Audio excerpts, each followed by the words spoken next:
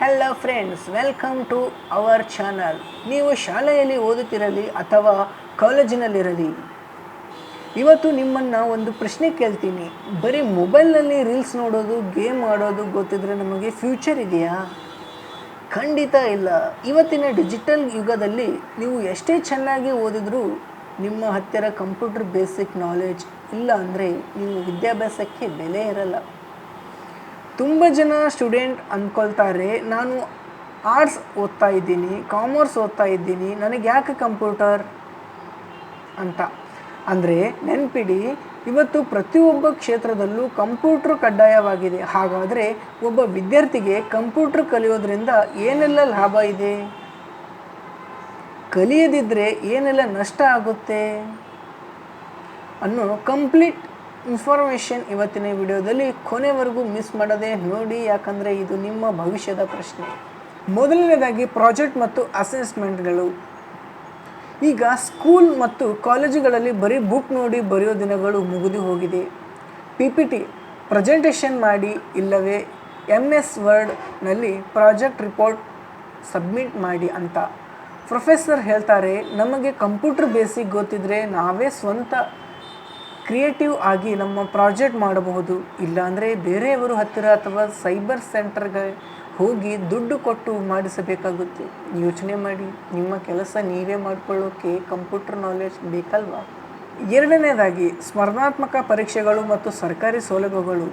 ನೀವು ಮುಂದೆ KPSC, banking, railway ಅಥವಾ ಯಾವುದೇ ಗೌರ್ಮೆಂಟ್ ಎಕ್ಸಾಮ್ ಬರೆಯಬೇಕಾದ್ರೂ ಈಗ ಎಲ್ಲ ಪರೀಕ್ಷೆಗೂ ಕಂಪ್ಯೂಟರ್ ಆಧಾರಿತ ಆಗಿಬಿಟ್ಟಿವೆ.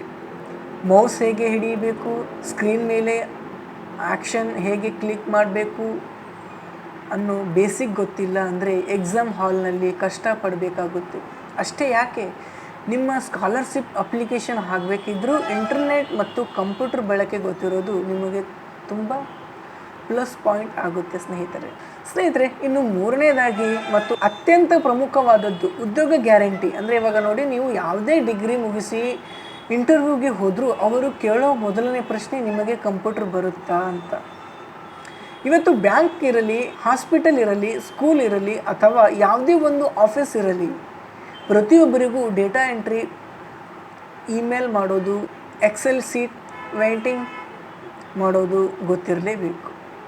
ಬೇಸಿಕ್ ಕಂಪ್ಯೂಟರ್ ಕೋರ್ಸ್, ಉದಾಹರಣೆಗೆ MS ಆಫೀಸ್, ಇಂಟರ್ನೆಟ್ ಬೇಸಿಕ್ ಮಾಡಿರೋ ಸ್ಟೂಡೆಂಟ್ಸ್ಗೆ ಬೇರೆಯವರಿಗಿಂತ ಬೇಗ ಕೆಲಸ ಸಿಗುತ್ತೆ ಮತ್ತು ಒಳ್ಳೆಯ ಸ್ಯಾಲರಿನೂ ಸಿಗುತ್ತೆ ಸ್ನೇಹಿತರೆ. ಫ್ರೆಂಡ್ಸ್, ಮೊಬೈಲ್ ಅನ್ನೋದು ಬರೀ ಎಂಟರ್ಟೈನ್ಮೆಂಟ್ ಸೀಮಿತ ಆಗಿಬಿಡುತ್ತೆ. ಆದರೆ ಕಂಪ್ಯೂಟರ್ ಅನ್ನೋದು ನಿಮಗೊಂದು ಕರಿಯರ್ ಬಿಲ್ಡ್ ಮಾಡಿಕೊಡುತ್ತದೆ. ನಿಮ್ಮ ಬಿಡುವಿನ ವೇಳೆಯಲ್ಲಿ, ಅಂದರೆ ರಜೆ ದಿನಗಳಲ್ಲಿ ಅಥವಾ ಕಾಲೇಜು ಮುಗಿದ ದಿನಕ್ಕೆ 1 ಗಂಟೆ ಕಂಪ್ಯೂಟರ್ ಕಲಿಯೋಕ್ಕೆ ಟೈಮ್ ಕೊಡಿ.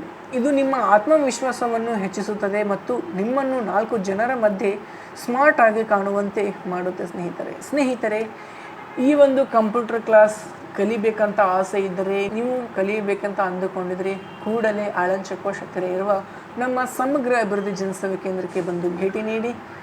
ಮತ್ತು ಫ್ರೆಂಡ್ಸ್, ಇವತ್ತೇ ಡಿಸೈಡ್ ಮಾಡಿ ಕಂಪ್ಯೂಟರ್ ಬೇಸಿಕ್ ಕಲಿಯೋದನ್ನು ಮಿಸ್ ಮಾಡ್ಕೋಬೇಡಿ. ಈ ಮಾಹಿತಿ ನಿಮಗೆ ನಿಜಕ್ಕೂ ಹೆಲ್ಪ್ಫುಲ್ ಅನಿಸಿದರೆ ದಯವಿಟ್ಟು ಈ ವಿಡಿಯೋಗೊಂದು ಲೈಕ್ ಕೊಡಿ ಮತ್ತು ಫ್ರೆಂಡ್ಸ್, ನಿಮ್ಮ ಸ್ಟೂಡೆಂಟ್ ಗ್ರೂಪ್ಗಳಿಗೆ ತಪ್ಪದೇ ಶೇರ್ ಮಾಡಿ, ಅವರಿಗೂ ಇದರ ಇನ್ಫಾರ್ಮೇಷನ್ ತಿಳಿಸಿ ಸ್ನೇಹಿತರೆ.